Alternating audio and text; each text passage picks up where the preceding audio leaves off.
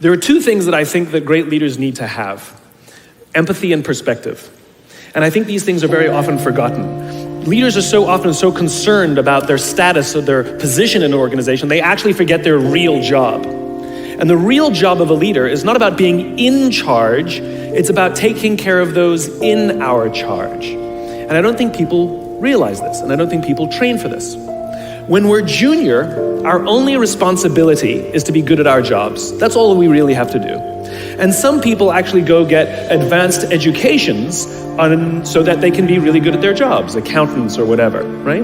And you show up and you work hard, and the company will give us tons and tons of training how to do our jobs. They'll show us how to use the software. They'll send us away for a few days to get trained in whatever it is that we're doing for the company.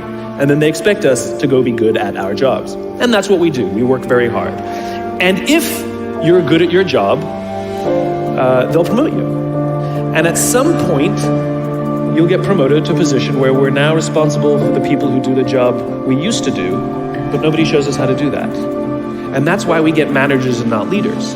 Because the reason our managers are micromanaging us is because they actually do know how to do the job better than us. That's what got them promoted. Really what we have to do is go through a transition. Some people make it quickly, some people make it slowly, and unfortunately some people will never make that transition at all. Which is we have to go through this transition of being responsible for the job and then turning into somebody who's now responsible for the people who are responsible for the job. And as I said before, one of the great things that is lacking in most of our companies is that they are not teaching us how to lead. And leadership is a skill like any other. It is a practicable, learnable skill. And it is something that you work on. It's like a muscle. If you practice it all the days, you will get good at it and you will become a strong leader. If you stop practicing, you will become a weak leader.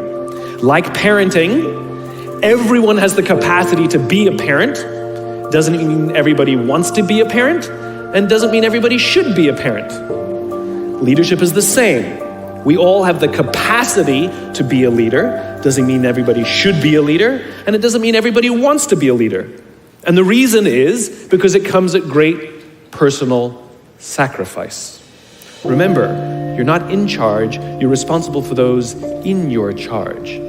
That means things like when everything goes right, you have to give away all the credit. And when everything goes wrong, you have to take all the responsibility. That sucks, right? It's things like staying late to show somebody what to do.